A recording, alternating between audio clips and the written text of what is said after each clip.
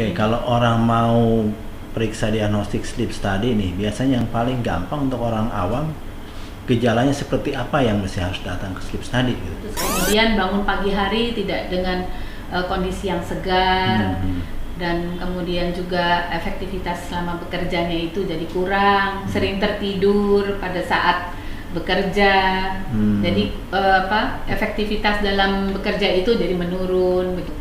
Berarti intinya kalau mau periksa sleep study itu harus tidur gitu ya? Ya. Bisa di rumah, bisa juga di klinik. Kalau kami sekarang ada metode yang paling terbaru, ada di klinik kami yang merupakan alat satu-satunya di Indonesia yang sangat sederhana.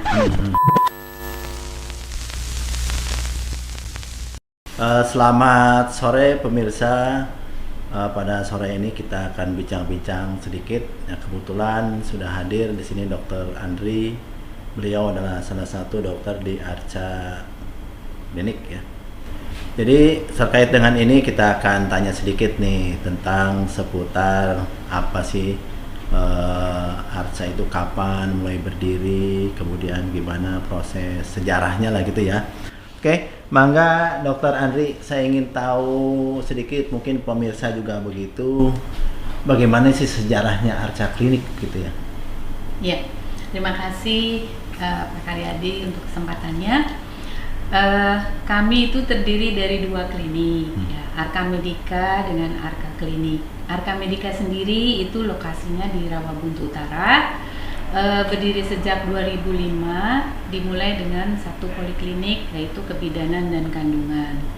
Seiring dengan berjalannya waktu dan kebutuhan masyarakat sekitar, kami mulai mengembangkan sarana-sarana dan fasilitas yang ada, dan kemudian setelah itu 2013 juga kita mengembangkan di Arca Klinik sini di BSD Junction dengan fasilitas-fasilitas sesuai dengan klinik utama rawat jalan, sedangkan di Arca Medica itu klinik utama rawat inap.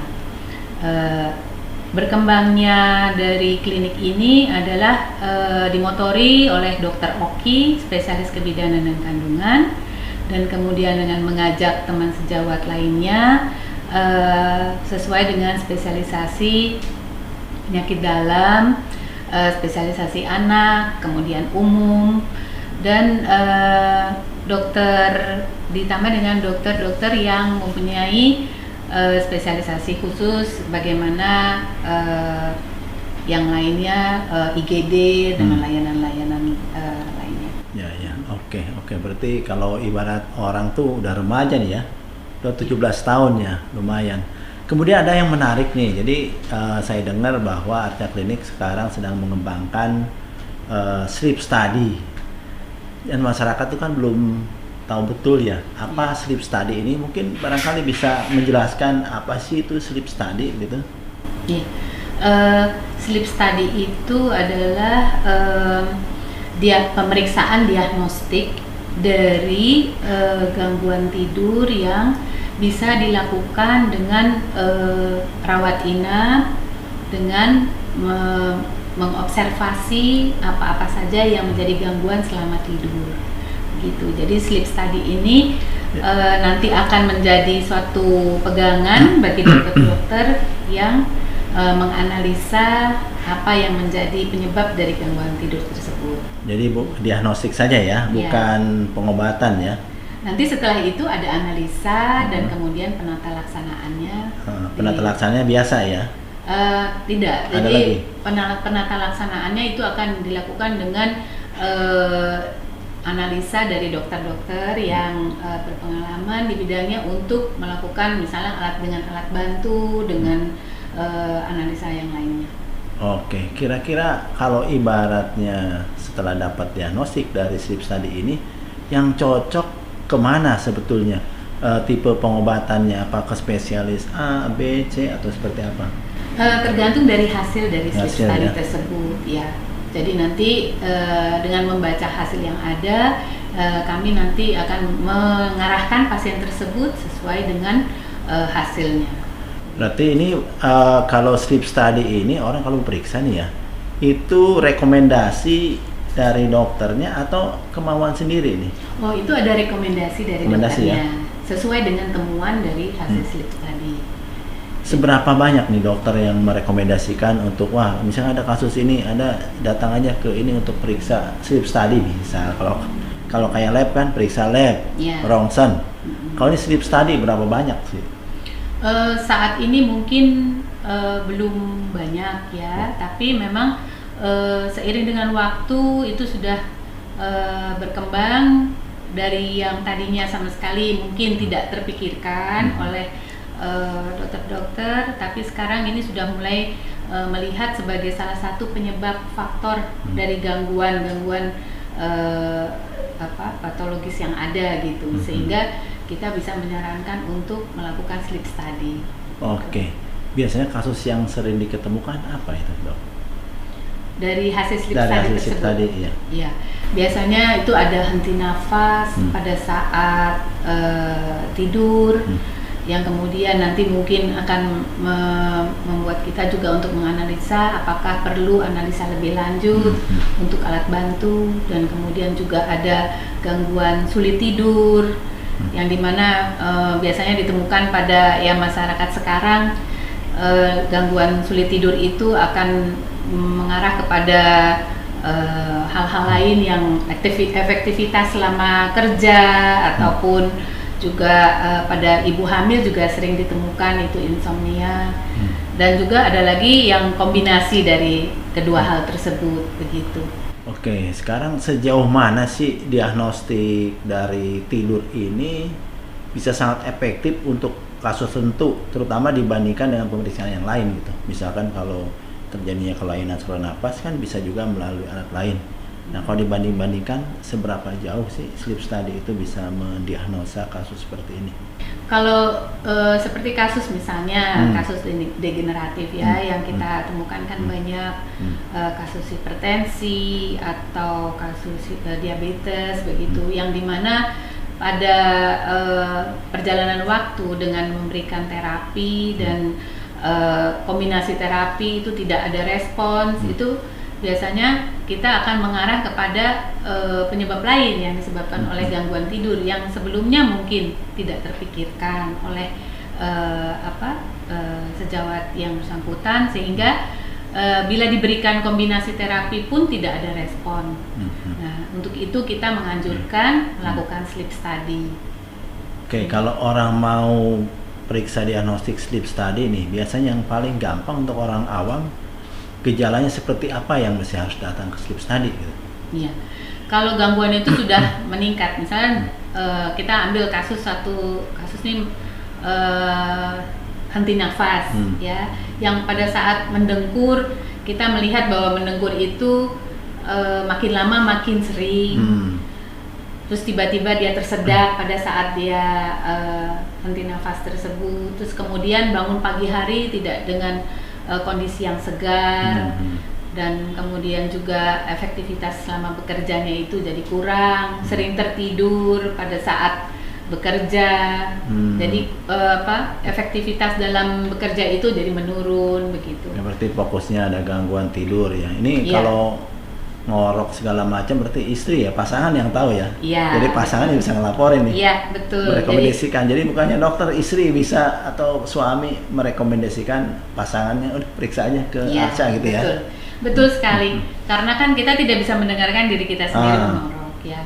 Jadi mendengkur ini juga kita harapkan pasangan ataupun yang sering melihat pasien tertidur dan kemudian mendengkur, itu yang kita jadikan bahan masukan untuk melihat apakah mendengkurnya ini makin lama makin parah, makin banyak periode henti nafasnya, dan kemudian juga ada itu tadi penurunan kinerja pada pasien tersebut.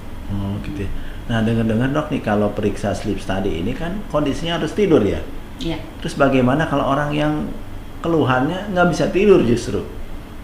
Ya, pada saat tidak bisa tidur itu nanti kita akan bantu pada sleep study, dan itu bisa dilakukan dua cara. Yang satu di klinik kami, yang kedua bisa di rumah pasien tersebut, sehingga misalnya nih ada kesulitan tidur di tempat yang baru, di tempat yang asing gitu, itu bisa kita bantu dan atasi di rumah pasien tersebut. Berarti intinya kalau mau periksa sleep study itu harus tidur gitu ya? Ya. Bisa di rumah, bisa juga di klinik. Ya. Nah, berarti kalau di rumah tuh berarti harus ada alat yang dibawa. Seberapa repotnya membawa alat untuk melakukan diagnostik yang tidur? Oh, kalau kami sekarang ada metode yang paling terbaru, ada di klinik kami yang merupakan alat satu-satunya di Indonesia yang sangat sederhana. Jadi artinya tidak kompleks, tidak ribet dan tidak perlu bersusah payah gitu. Itu bisa dilakukan di rumah maupun di klinik. Itu nanti bisa dilihat sendiri bagaimana alat itu sangat canggih. Jadi nggak masalah ya.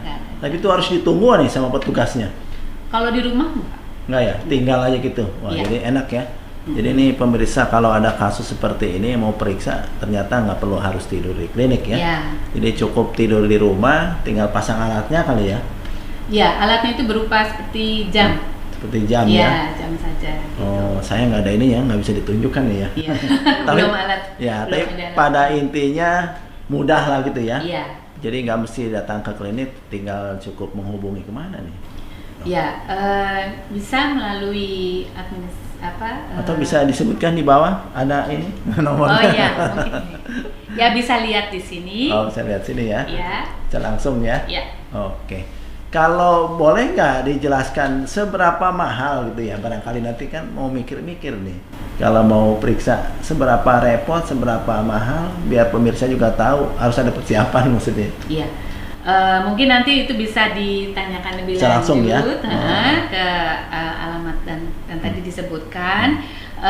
Memang hal ini masih menjadi yang baru ya Pak untuk pemeriksaan. Jadi mungkin ada yang nanti lebih lanjut mau menanyakan mengenai pelaksanaan secara teknis itu, sekalian juga mengenai harganya. Terus itu masang alatnya ngerepot ya? Takutnya pasien ngebayangin nih kayak dipasang segala macam, seperti apa sebenarnya? Iya. Kalau dengan alat yang terbaru ini itu sangat simpel.